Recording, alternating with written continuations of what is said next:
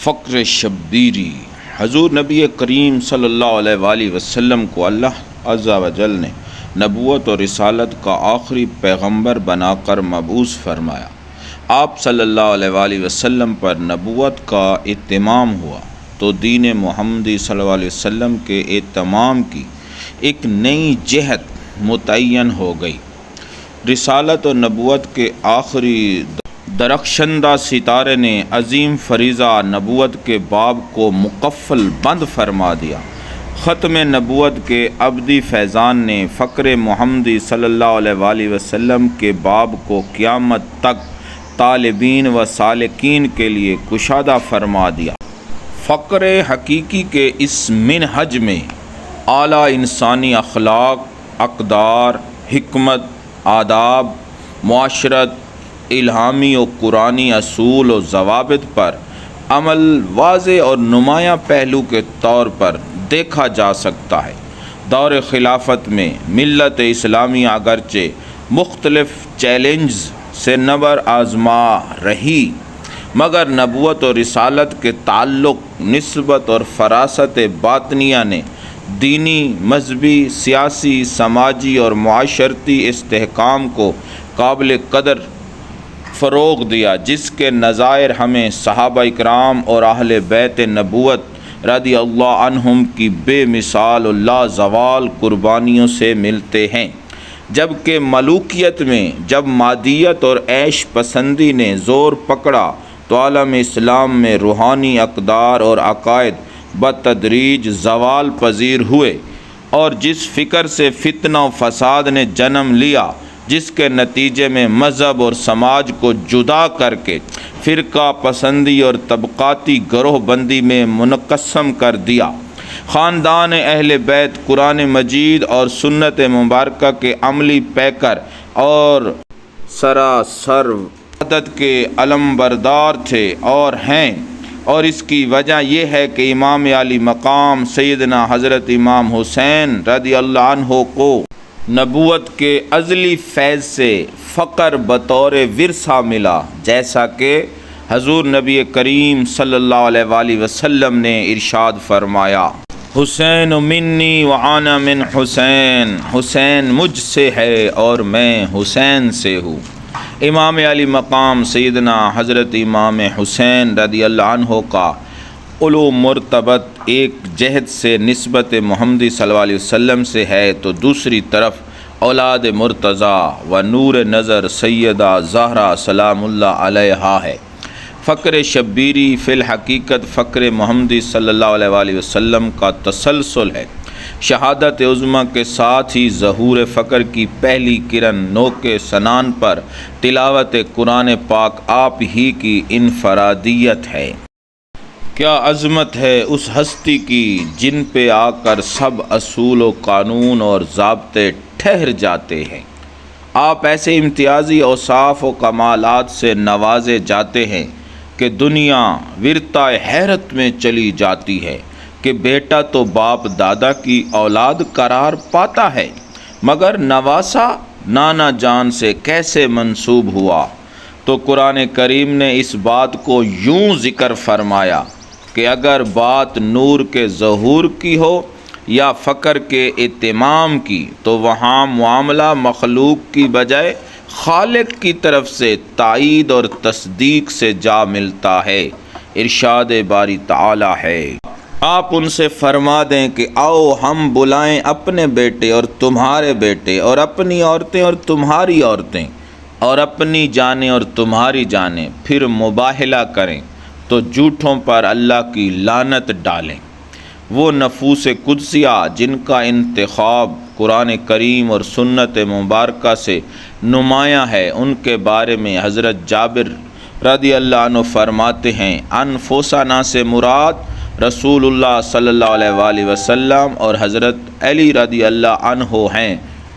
اور ابناءنا سے مراد حضرت امام حسن اور حضرت امام حسین رضی اللہ عنہما ہیں،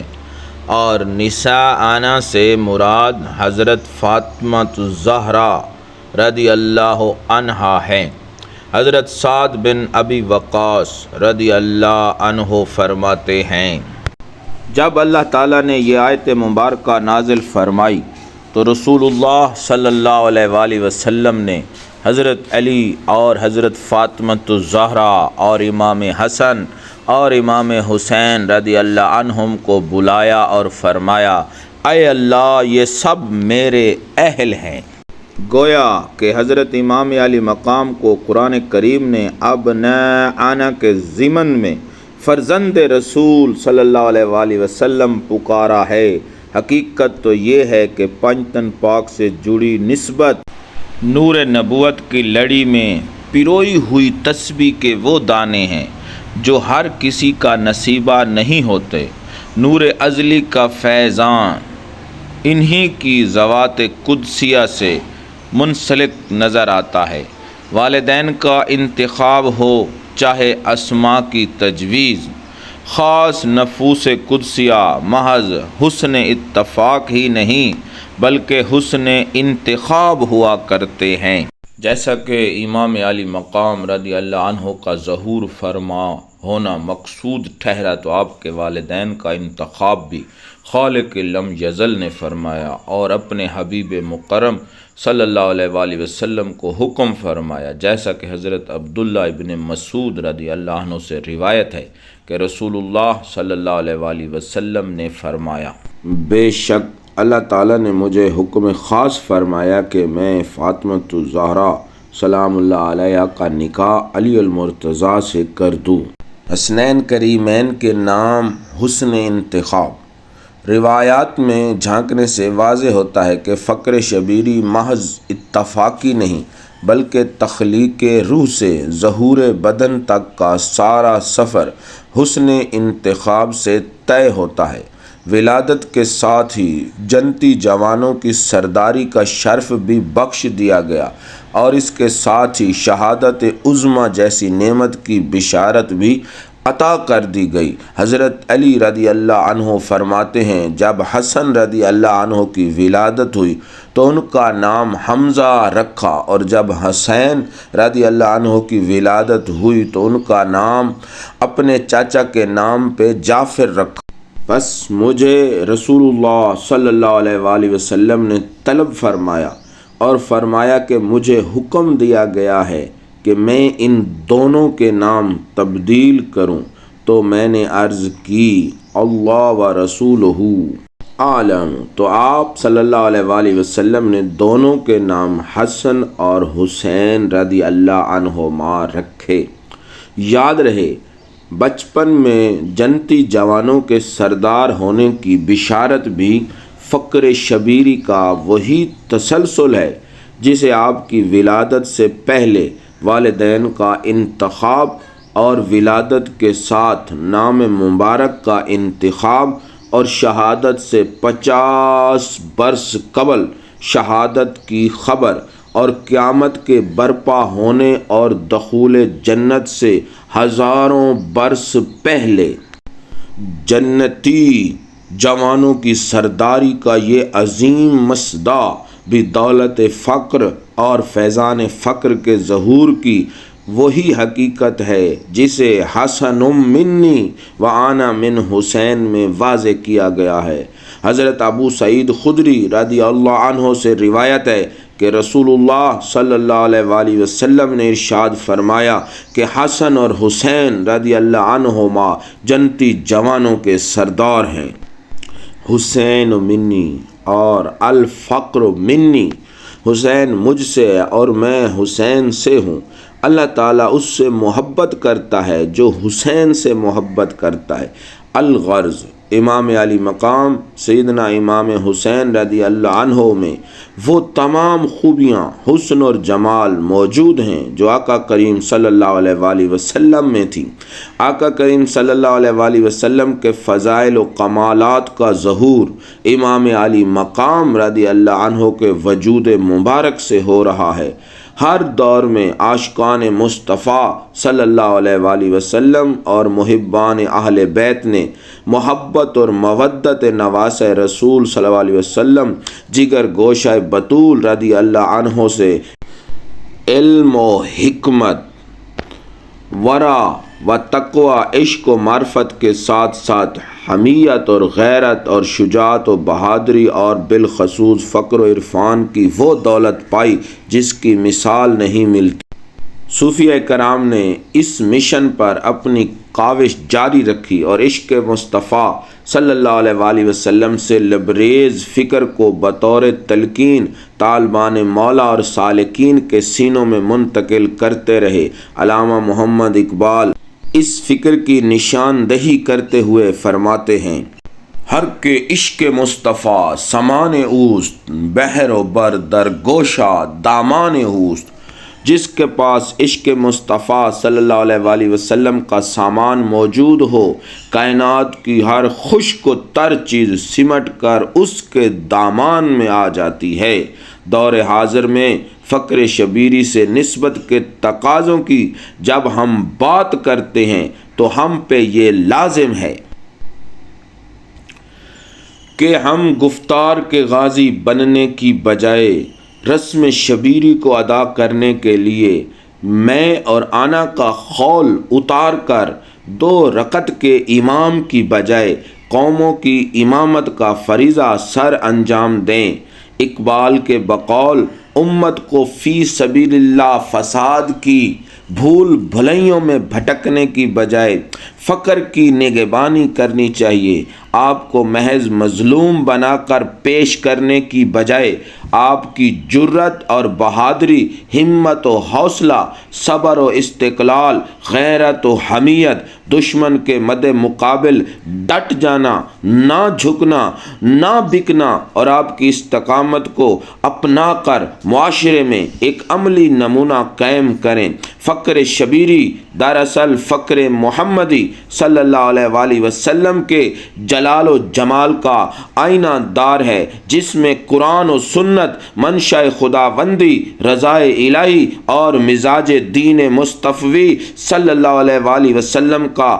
مشاہدہ کیا جا سکتا ہے۔ فقر شبیری جمود اور تعطل اور تشدد اور تفرقہ سے بیزار کر کے جہد و تحرک اور صلح و یگانگت کا درس دیتا ہے۔ فقر شبیری فتنہ و فساد کا دافع اور امن و آتشی کا دائی ہے، دشنام ترازی، زبان درازی کا قاطع اور اخلاق و آداب کا باغبان ہے۔ پس چہ باید کرد میں علامہ اقبال فقر کا نصاب یوں بیان کرتے ہیں: فقر ذوق و شوق و تسلیم و رضا است، ما امینیم این متاع مصطفیٰ است۔ اسوہ شبیری کو اپناتے ہوئے متشدد ملائیت کی جگہ میدان عمل میں اتر کر فقر و عرفان کے علم کو تھام کر دور حاضر کی یزیدیت کے ناپاک عزائم کا قلع کما کریں، کیونکہ شبیر و یزید 2 افکار کا نام ہے۔ دل کی زندگی اور روح کی بیداری کا نام فکر حسین ہے، جس کے مد مقابل فکر یزید ہے۔ جیسا کہ حضرت سلطان باہو رحمۃ اللہ علیہ فرماتے ہیں: آدمی کے وجود میں نفس یزید کی مثل ہے اور روح با یزید کی مثل ہے۔ اگر صاحب روح خدا تعالیٰ کے ساتھ مشغول رہے اور اپنے ہاتھ میں تصور اسم اللہ ذات اور تصور کلمہ طیبات لا الہ الا اللہ محمد الرسول اللہ کی تلوار ہاتھ میں پکڑے رہے تو گویا وہ رات دن شداد و نمرود و قارون و فرعون اور حامان علیہ لعنت جیسے کفار کو قتل کر رہا ہے۔ لیکن اس کے برعکس اگر وجود کے اندر نفس یزید زندہ اور دل مردہ ہے اور خدا تعالیٰ سے غافل ہے اور اس نے غفلت کی تلوار ہاتھ میں پکڑ رکھی ہے تو گویا وہ پیغمبروں کو قتل کر رہا ہے۔ اہل نفس یزید اور اہل روح با یزید کا آپس میں کوئی جوڑ نہیں۔ تو خود ان میں سے کون ہے، اہل با یزید یا اہل یزید؟ فکر حسین اپنے پیروکار سے جن چیزوں کا تقاضا کرتی ہے نظر آتی ہے، ان میں خاص کر غیرت ہے کہ حسینی کٹ تو سکتا ہے مگر باطل کے سامنے جھک نہیں سکتا۔ جس مقام پر حضرت خواجہ معین الدین چشتی اجمیری رحمۃ اللہ علیہ فرماتے ہیں شاہ است حسین بادشاہ است حسین دین است حسین دین پناہ است حسین سرداد نہ داد در دست یزید حقا کے بنا لا الہ است حسین۔ اس کی ترجمانی علامہ محمد اقبال یوں کرتے نظر آتے ہیں: آئین جواں مرداں حق گوئی و بے باکی، اللہ کے شیروں کو آتی نہیں ربائی۔ حق کی خاطر جان لٹانے کا جذبہ اور زبان پہ حق گوئی اور بے باکی، محض زبانی جمع خرچ تعصب و حسد و انتہا پسند کی آگ میں جل کر کوئلہ ہونے سے نہیں بلکہ طریق تربیت کامل اور فیضان نظر سے عطا ہوتا ہے، جو بندے کو اعزاز و امتیازات سے نواز رہی ہوتی ہے، جو گود سے گور تک چاہیے ہوتی ہے، جس کی لازوال مثال تربیت شبیری سے ملتی ہے۔ اللہ رب العزت ہمیں اپنے بچوں کی، اپنے اہل و عیال کی تربیت مثال شبیری سے کرنے کی توفیق عطا فرمائے، آمین ثم آمین۔